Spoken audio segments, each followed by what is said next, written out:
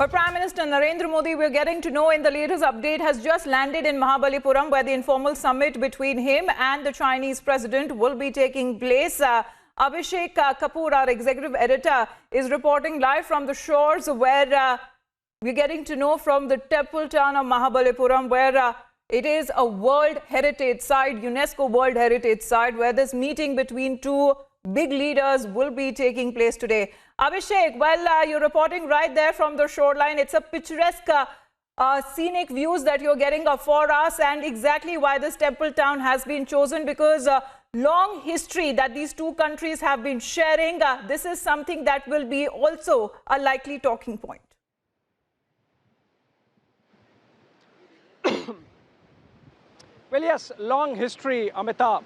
We were telling viewers earlier, these waters of Bay of Bengal merged with the Andaman Sea down south, and then on to the Malacca Straits, and then the South China Sea, which of course leads to the mainland China, Henan and Guangdong. That's how perhaps Huensang would have traveled, or Faiyan would have traveled in the 6th and 7th centuries when they came here and looked at the majesty of the Pallava kingdom. They had maritime trade, they had cultural exchanges happening. Buddhism traveled through these waters to China, and of course from up north through Himalayas as well.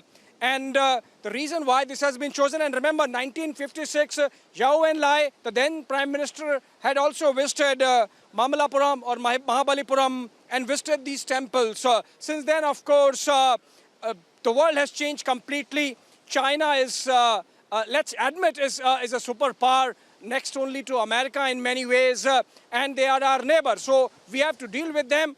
By and large, post-1962 war and one major clash in 1967, no bullet has been fired between the two nations in the last 50 years. That's something which Prime Minister Modi talks about as an achievement so far as the peace construct between the two nations is concerned, and not the war construct post-1962.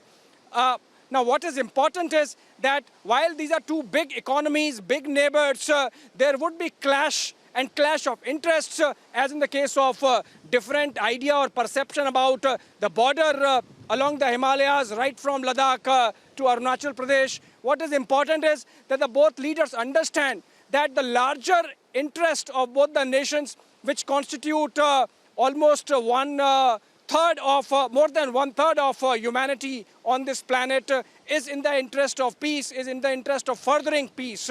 And that's why differences should not be allowed to become disputes. And to that extent, this backdrop behind me is the shore temple. If Manish can really pan the camera and show, this is the spot where in the evening the two leaders are going to spend about 2 hours and more in the backdrop of the temple, in the backdrop of cultural performances showcasing Tamil Nadu and this part of India, and I believe a very elaborate, sumptuous meal to keep the evening easy going for the two leaders to discuss the larger picture of India-China relationship, which has been little wobbly in the last 2 months, but this is not the first time. Amita, remember the Wuhan summit happened last year, immediately in the backdrop of the Doklam chill, and the two militaries were eyeball to eyeball for a good 72 days on Doklam Plateau, and there was likelihood that that situation can escalate. Despite that, things calmed down. While that was a very clear case of a possible armed conflict, at least now it has only been a diplomatic jaw-jaw between the two sides after India abrogated Article 370 on August 5.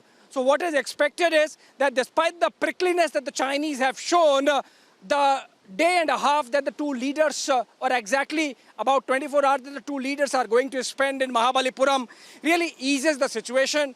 The two leaders can give directions to the respective bureaucracies and mandarins to really, climb down from the positions that have been taken.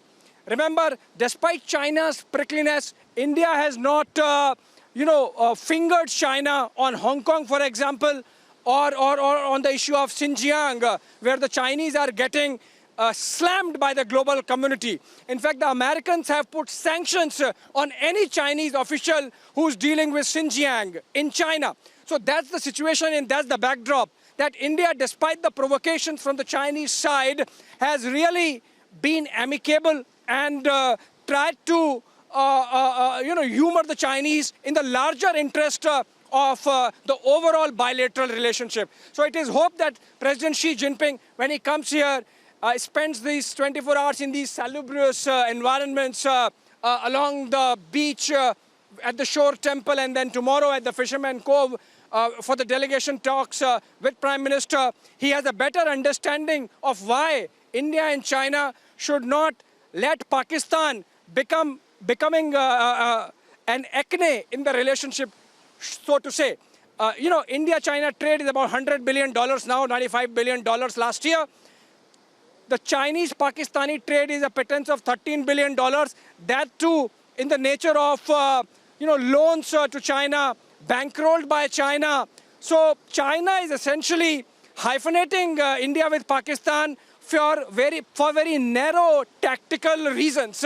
If after this summit, like it happened in the case of Wuhan, some positives came out. If the biggest positive or takeaway is that Xi Jinping goes back and meditates on this issue of, China playing Pakistan card and thus ruining the greater atmospherics, the greater connect, ancient heritage, cultural trade connect with India, perhaps that would be a bigger upgrade of Mahabalipuram over the Wuhan spirit. Amita.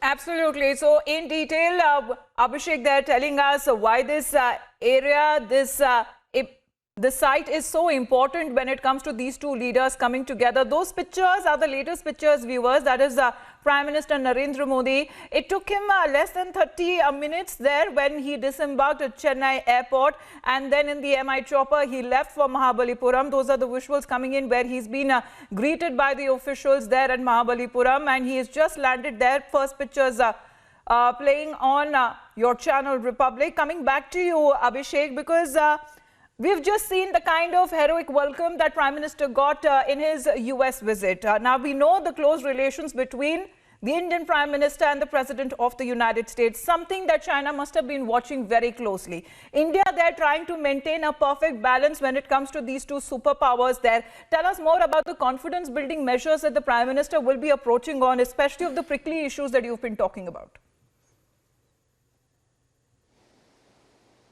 Well, yes, important question, Amita. So just like Wuhan was about calming down after Doklam and looking at, the world beyond those clashes, Mahabalipuram is going to be about adding to Wuhan spirit, adding to the confidence-building measures.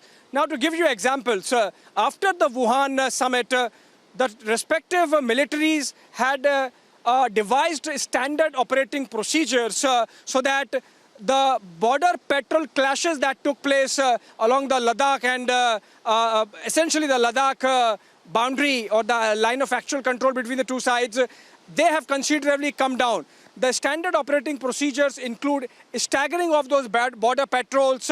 If at all there is, coming together of patrols from both the sides, they maintain a certain distance.